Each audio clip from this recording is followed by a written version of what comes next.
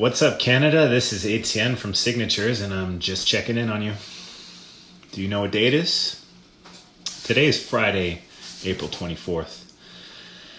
Coming live to you from rural Alberta this morning, where the sun is shining, the weather is sweet, and heck, maybe even later I might move my dancing feet.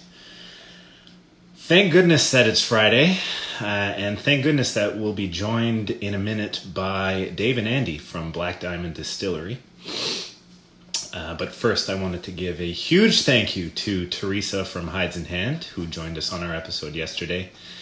It was really nice hearing about all her amazing efforts in, sewing the masks and looking after the community at large.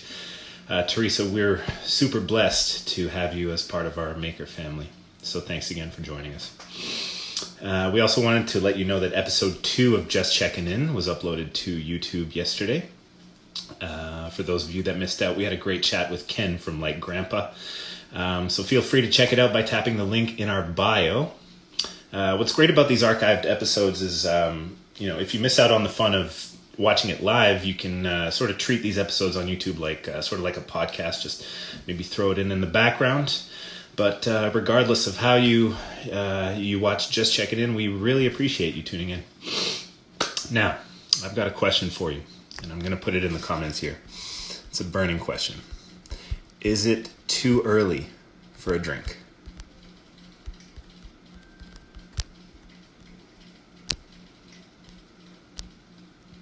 Oops.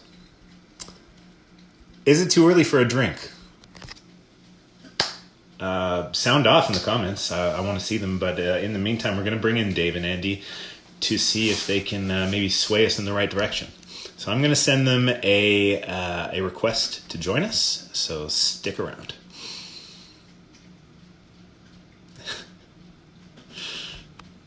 Here we go. Too early to have a drink.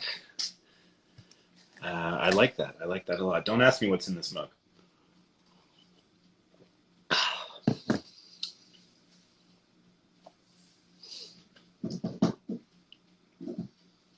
Still waiting on a connection here. Dave, my man. How's it going? How's it going, Etienne? Can you hear me okay? Good. I'm really well. How are you? I'm good. So I'm just trying to get, it was funny, just as you said, I'm going to go live.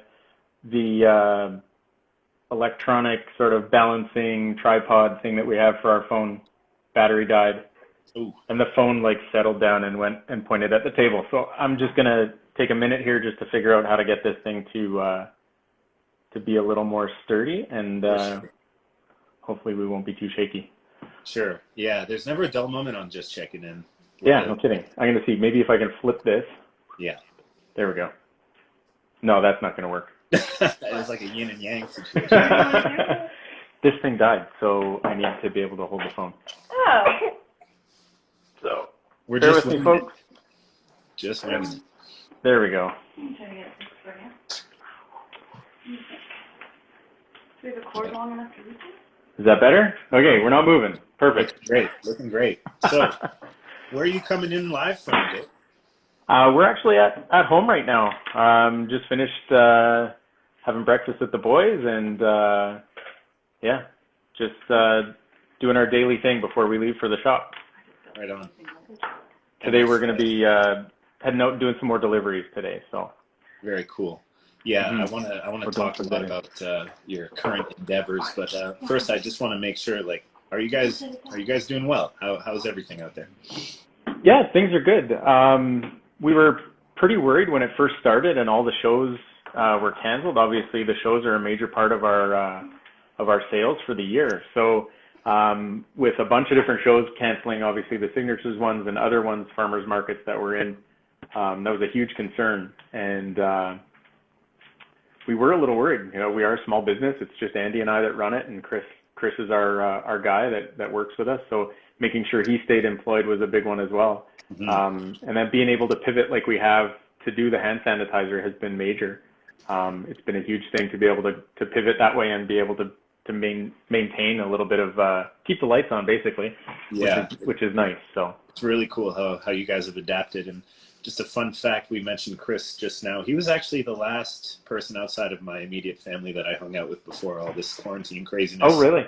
happened. Yeah, we had a quick drink in downtown Edmonton, and we were sort of joking around about like not being able to shake hands at the end of the night, and it was a joke then, but it's a little more serious now. But Yeah, definitely. I hope he's doing well. He is. Yeah, he seems to be doing good. He's at the shop helping us. He should be checking in at the shop in about half an hour. So he's helping us do all the production stuff for the hand sanitizer. And he's been the main guy in terms of answering the door, because we have a sort of curbside bell service set up. So if someone shows up to the shop to buy some alcohol or some hand sanitizer, he's the one that greets them outside. He runs out there and has a chat and tries to stay as far away as he can and does his thing out there. So yeah, he's been good. He's been pivotal to us being able to make this pivot. That's for sure. Right on. So let's start from the beginning then. Where did you guys first get the idea to pivot to hand sanitizer production? It's all Andy. She's been watching the social media stuff and noticed a bunch of the distilleries down in the States that were doing it. And she actually reached out to a distiller. I can't remember the name of them. They're in Portland, actually. She reached out to the head distiller there, and she actually sent us the recipe. So that night, came home with some stuff, and we just started playing around with it to make sure that it was something that we were comfortable with and comfortable with putting out. And then we just kind of jumped in.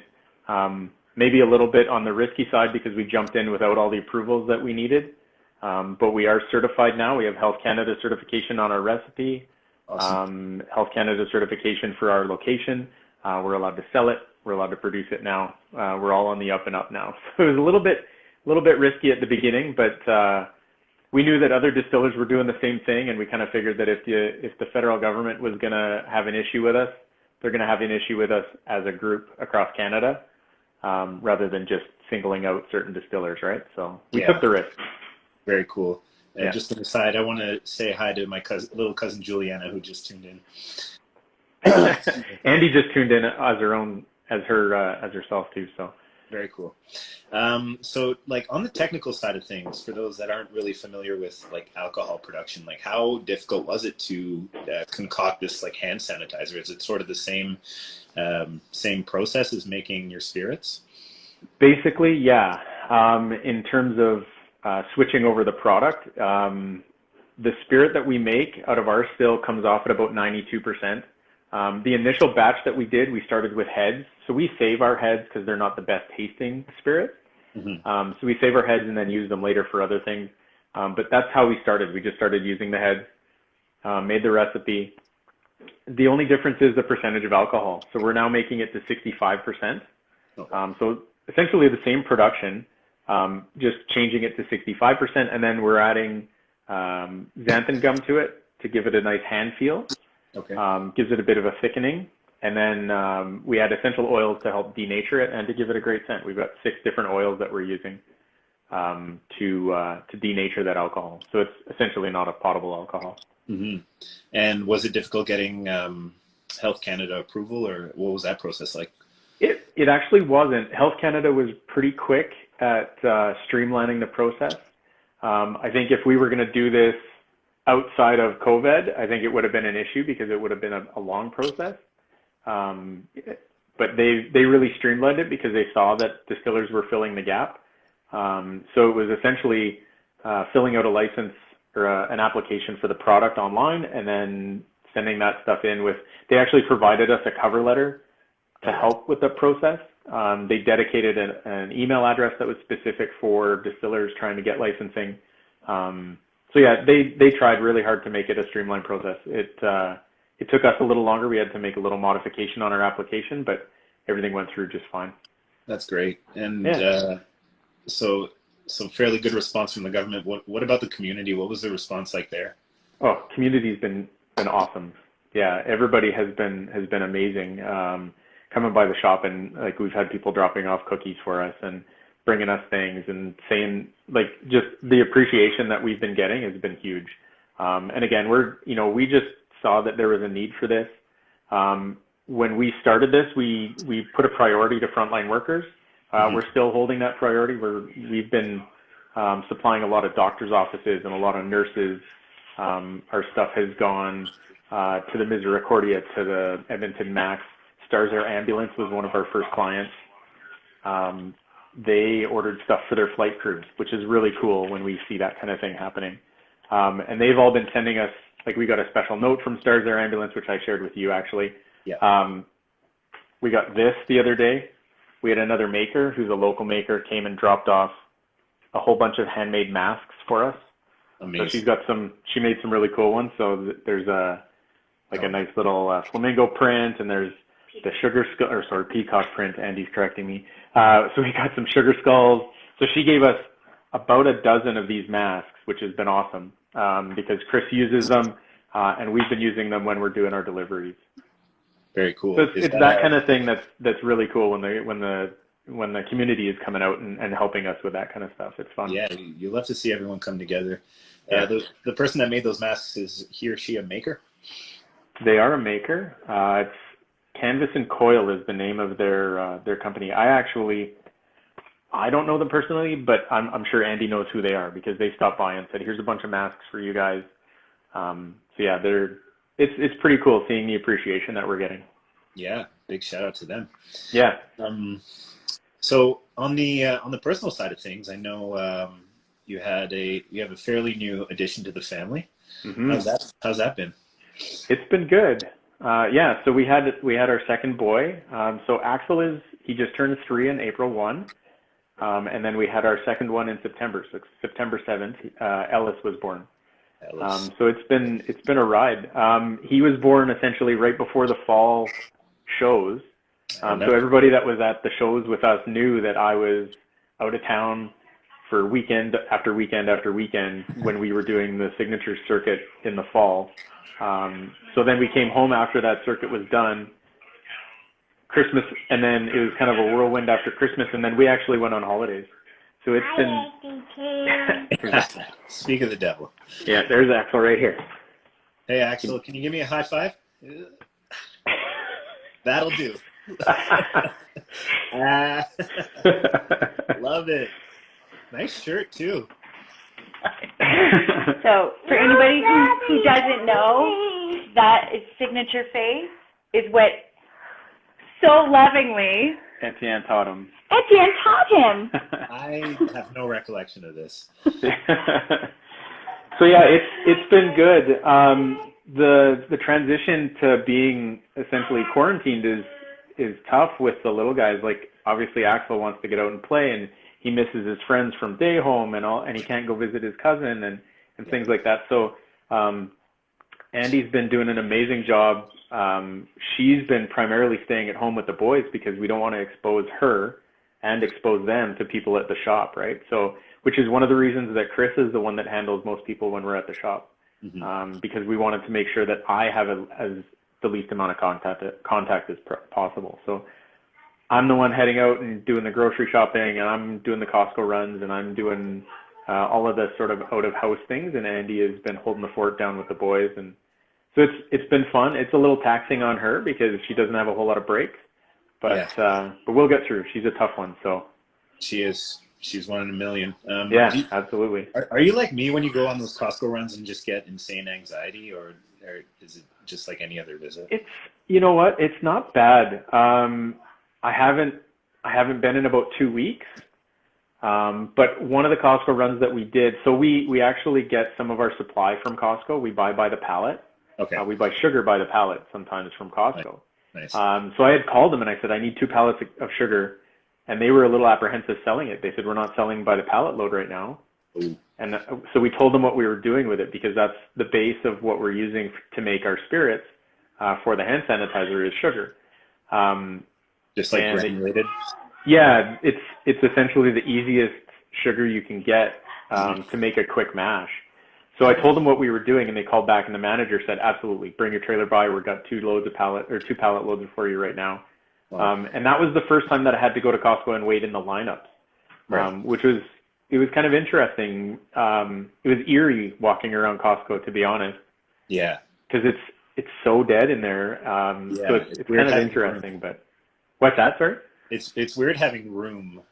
Yeah. You're usually like shoulder to shoulder in some aisles. Yeah, exactly. So no, it's been interesting. It's been an adaptation, that's for sure. It's really cool that like a giant corporation like Costco is also, you know, showing their support to you guys. It's cool to see. You know, big and small, you guys are a lot of people have your back, basically. Yeah, absolutely. So yeah, Costco. My main things where I've been going is so for the essential oils that we're using, they're actually massage grade essential oils. So we're getting them wholesale from a massage supply place on the south side of Edmonton here called Massage Essentials. So he's been great. He packages up what we need and leaves it outside the door 10 minutes before we show up, and really good at the contactless payment and all that kind of fun stuff. And Uline, we've been getting a lot of our packages from Uline. So it's interesting going there as well. They've actually been really good at supporting the community in terms of who needs things from Uline, because if you haven't looked at a Uline catalog, you can get pretty much anything from Uline. And small business uses Uline a lot. So they've been really good in staying open and making sure that everybody's safe there. So yeah, it's been fun, that's for sure. Good. Is there anything you miss about, you know, this time of year not being on the road, doing shows? Yeah, the people, for sure, the people. The biggest thing for us when we do the signature shows is the people that we get to talk to for the whole weekend. Yeah. You know, that's one of Chris's favorite parts of it. And he always talks about when he's at the shop, he's like, oh, I can't wait to get to a market because I get to talk to people. Yeah. So, you know, that's where he thrives. At least, yeah, he loves that stuff, right? So at least he's fortunate that he's able to talk to people at the shop, which is nice. So it's funny, I'll be there and he'll disappear for 10 or 15 minutes and I'll look outside and he's out there like standing across the parking lot just chit-chatting with somebody. So, but that's what we do, right? That's part of our business, is being able to talk to people. So it's been interesting. I kind of miss it. I'm not going to lie. I miss the shows. It's sad to not be part of that. It's going to be different when we get back to the shows again. It's going to be, I think everybody's going to be energized about it, which is going to be good. I think so. I think, yeah, I think there's going to be a different vibe, and I think we're gonna see a lot of support, and just from people clamoring to get back into normalcy. Yeah, I hope so. I hope people don't start becoming paranoid about it, and but we'll see. We'll see how the public reacts. Mm-hmm. What sort of things are you guys? Well, first of all, do you guys have any downtime? And if so, like, what do you guys do in your downtime? Well, like I said, we did manage to get away on vacation just after Christmas. Actually, we were very lucky because Andy's mom and dad, they live in Nova Scotia, but they snowbird down to Florida every year. So Andy and I and the boys managed to get away for most of February, and we came back on the 3rd of March. So yeah, like we were lucky to get back and not have to self-quarantine right away. We were just under the wire in terms of when we got home. But yeah, we ended up getting away to Florida. We did just over 3 weeks in Florida, which was nice. We got to go and do some golfing and hang out with Andy's parents, obviously. So the kids get to see their Grammy and Grampy, and we did some alligator watching and went to the zoo, and we went to Lowry Park, and the Lowry Park Zoo. We went to the aquarium and did all those kinds of fun things that you can do when you go out of town to big cities, right? So yeah, I think Andy's saying in the comments that you guys don't take off any days. No, we've been really trying to do Sundays and Mondays where we're not at the shop and working, but we're still manning the email. Like, sure. I'm surprised that the phone's on silent. That's why you haven't seen any. It's been crazy. The phone and email has been just off the hook. That's good. Yeah. I mean, busy's good, right? # no days off. Yeah, exactly. We've been fortunate because this pivot has worked out well for us. There's a lot of small businesses we know that have not been able to pivot as well as we have. So I think we're very fortunate that we've been able to do this shift and maintain a little bit of normalcy to our business, which is good. Obviously our hearts go out to all those businesses that rely on signature shows to stay afloat. Like I don't even know what we would be doing if we couldn't have pivoted. Yeah. Yeah. And I think about our maker community every day and how this has affected them. So, and guys, we keep getting messages from you, and don't stop sending those messages. We love hearing from you, and even if it's just a quick hello, we love to see that. Dave, I'm gonna pull up some questions that we got from our story yesterday, because there's a couple good ones here. We touched on this earlier, but this question is asking, how are you managing keeping the kids happy and you happy? Maybe talk about that balance, that precious balance. There's definitely a difficult balance there. Honestly, it's funny because Andy said this yesterday when she was talking with somebody on the phone while we were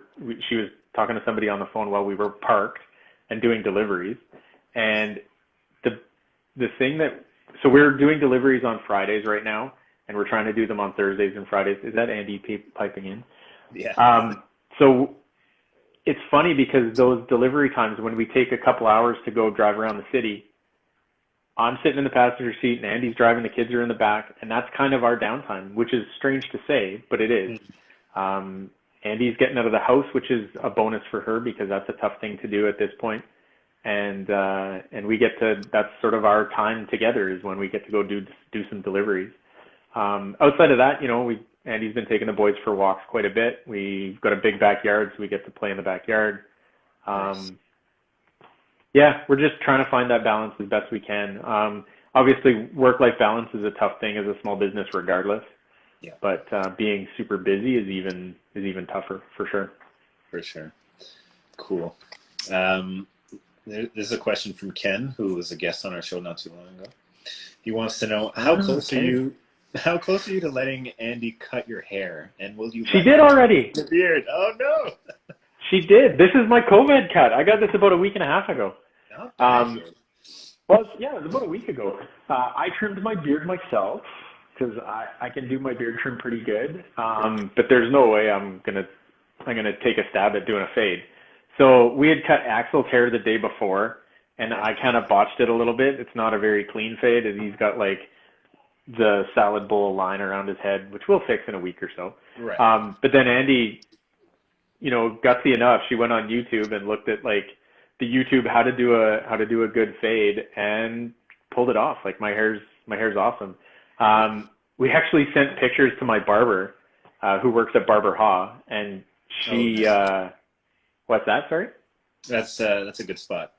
Yeah, they're another great local small business here in Edmonton. Yeah. Who've it's tough for them because they've had to close. But so we send a bunch of pictures to Kate, and she's just like, "Oh my God, that's the best COVID cut I've seen." And they were gonna post the picture on their Instagram and stuff like that. So no, Andy's done a great job. Yeah, well done, Andy. And a lot of people worry about what they look like, but really, how many people are you seeing in a day? Well, at the shop, quite a few, but okay, fair. To me, it doesn't matter how I look. It's more about me not feeling like a mountain man when I'm at home, right? For sure. I know we talked about this yesterday, and I don't know if you're still down, but did you want to maybe show some people how to make a cocktail? Yeah, absolutely, we can do that. Right on. So one that kind of came to mind when we talked about it was we've got a new product. I don't know if you can read the bottle. It says a Bourbon Vanilla. That sounds backwards. Oh yeah, because I'm looking at the front of my phone. Anyway, so it's a new infused vodka that we've made. It's a tea vodka, very similar to our Earl Grey, but it's a Bourbon Vanilla vodka. So it's made with a Bourbon Vanilla tea that we get from a local tea supplier here in Edmonton. We, right from the beginning of when we started the distillery, we wanted to do some type of a vanilla vodka. We both love a vanilla flavor, and it's, vanilla is pretty high on people's lists in terms of flavors. But we didn't want to be like every other distiller that just drops a vanilla bean in or soaks some vanilla beans in their vodka and there's your vanilla vodka. We wanted to have something a little more Black Diamond, let's put it that way. So we've been playing with some different teas and different recipes, and this is one that we came up with. So we did a very small batch. We did about 100 liters, and it's been going great. We released it about 2 weeks ago, and it's just been flying off the shelves. People really love it. And it's Just super simple. The name itself is appetizing. Bourbon Vanilla. Yeah, and when you crack it and you have a smell, like, it's too bad we don't have like smell-o-vision, because the smell is unreal. Like, maybe. It's got an amazing nose on it, which is really cool. And it's tough because it's called Bourbon Vanilla. We got to talk people out of the fact that it's not a bourbon. Right. It's a vodka, but it's the type of vanilla that's being used in the tea. So it's definitely a little bit of a talking point. But so what we've come up with is a bit of a simple syrup and vodka mix to make a bit of a sweet tea. Cool. So it's tough because my camera's tipped down, but I've got a nice glass with a great big ice cube.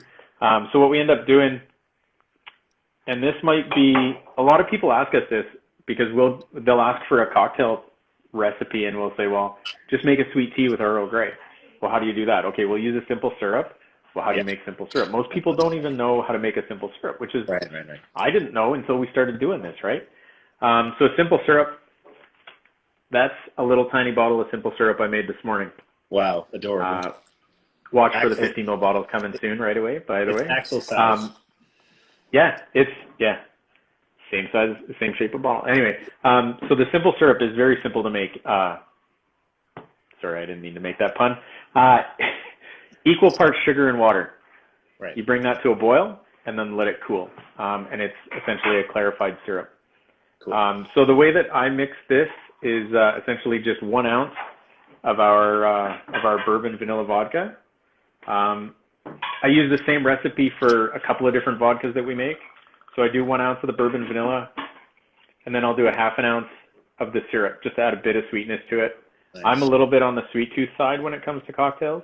Okay. Some people might like, Andy is not. She's in the background saying, cut that syrup down. So we cut it down to about a half, or about a quarter ounce for Andy. Okay. And then top it up with a little bit of ice water. Simple as that. Makes a really nice sweet tea. We do this same recipe, with our Earl Grey, like I had mentioned, and with another infused vodka, which we've just brought back, our orange infused vodka, I should say. So we've done that one with a vanilla simple syrup. So we've added a little bit of vanilla extract to that simple syrup. I love it. I love the orange. The mad scientist vibe. Yeah. What was that, Andy? I can't hear it, because you have the headphones in. Yeah, he said, what did you say? He was asking what you said. The creamsicle. So when you do a little vanilla simple syrup, it tastes like a creamsicle with our orange vodka. It's amazing. It's one we did for a bride. The first month or so that we opened in 2018, a bride contacted us and said they had kind of a citrus theme for their wedding, and could we do something special? And we did it as a custom vodka for them. Everybody loved it so much that we decided to make it our spring seasonal, and it's been wildly popular. We get many emails about it when it's not on the shelves. Mm-hmm. Personally, that was my favorite creamsicle flavor. I take your headphones off so I can hear. Yeah. Just 1 second. I'm going to disconnect the headphones here. Sure. There.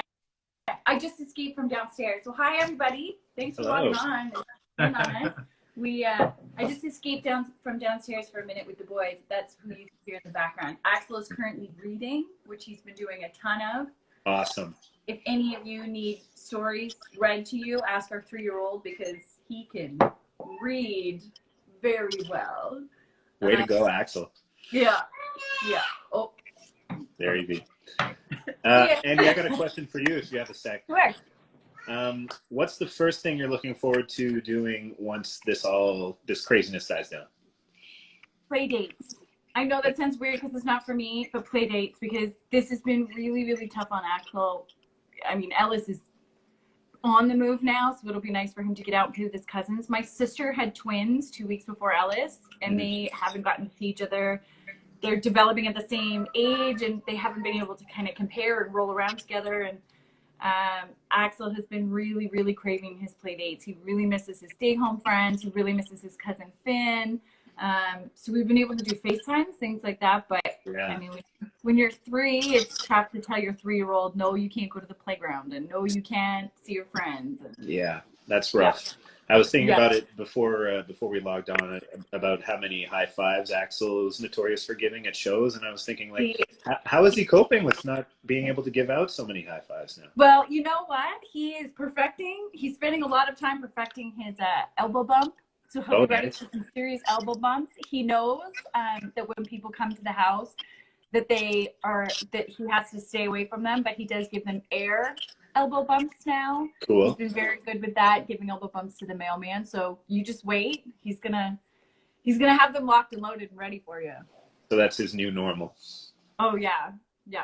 Right. I mean, it's incredible how resilient the kids are. I mean, as much as we talk about our business and so many makers that have been affected by this, our kiddos they're just weathering the storm as best they can. And for them, I mean, for him to be able to wrap his head around how well he needs to wash his hands, and we have a song that we sing, and he knows that he can see people because they might be sick. And hey, do you want to say hi to Etienne and everybody else? There's lots of people watching. Do you want to say hi? Do you want to show them how you do an air elbow bump? Yeah, good job. Good job, buddy. Are you gonna have lots of elbow bumps for people? You're a pro. No, you can't have the spoon, sweetie, but you can have this ice thing. Here. You're welcome. Very cool. All right, so there's the 3-year-old. I love it. It's a family affair. Little Ellis James. So he's Ellis. much bigger than any time last people saw him. And yes, and two beautiful ginger babies. Well, Ellis is more on the blonde side. I don't know why. We're pushing for him to be a little more ginger, but yeah, they are a dying breed, I think, right? Yeah. There we go. Yeah, we're hoping he'll fill out a little more ginger as he grows. He had really dark hair when he was born, like darker than your beard color. Dark hair when he was born, and I thought, no, that's well, let's not talk about my beard color because I keep finding more and more grays in it. And I'm sure it has nothing to do with the quarantine. No, I'm surprised Ken didn't ask about that because I've got a lot of gray going on too. Well, you can hide it a bit better, I think, Dave. Yeah. Yeah. I just keep tucking them in. For sure. So I think it's about time we wrap things up. I really appreciate you guys doing this today. I know it's busy with the business and the family life. So can you tell the good people out there how they can support Black Diamond right now? Well, right now, I mean, let us know. Really, for us, a big thing is let us know how we can support you. We just started doing online ordering so that we can do deliveries within the greater Edmonton area. Just trying to make it easier for people to access the hand sanitizer as well as our spirits without having to leave their house. Mm-hmm. We also have a GoFundMe that's live right now. We're producing as fast as we can, as much as we can, and we're trying to donate as much as we can. But again, all of that is coming out of our own pockets, which with all of the shows being canceled and our market season looking very different this year, we're really kind of walking a fine line on being able to continue to do that. So we are trying to upgrade our equipment to be able to produce more so we can give more. And unrelated to us, just a quick note. Sorry, I feel like I didn't even think I'd cry. We were really closely affected in Nova Scotia. And there are many GoFundMes right now for the families who were affected. I personally knew 2 of the people who were killed. If you can, please, the GoFundMes are live and they're active. Go find them, donate to the families. I mean, thoughts and prayers are wonderful. But Nova Scotia is such a close-knit community. For sure. They need dignity and they need security, and money helps with that. So if you can, please go and donate to those GoFundMes because those families really need our help. As tough as the quarantine is for everyone, I can't imagine adding this tragedy to it as well. So I just ask that people support them as well because the community here is getting smaller and smaller, and we're helping each other more and more every day. We're meeting more people. We're helping more people that we recognize when they come to see us. But I mean, across the country, we've had an amazing tragedy that we can't even comprehend right now. Yeah. They really need ours. So as much as we would love support from the community, let us know how we can support you because we're doing the best we can. Be patient with us as well on our side because we get hundreds of messages and emails a day about hand sanitizer and about spirits. We're trying to get back to them as fast as we can, but like you saw, our kids are attached to us 24 hours a day. So it's tough, so just be patient. We'll get back to you as quickly as we can. But if you're home, especially right now, please find ways to reach out and help your community because everyone needs it right now. For sure. And our hearts do go out to the victims of the Nova Scotia attacks. And I'll be sure to include all the GoFundMe links in our social posts. Thank you. To spread awareness there. And, my condolences, Andy. That's, you don't really have words for it. When people ask how mom's doing at home, this is how mom's doing at home. We're hanging on. For sure.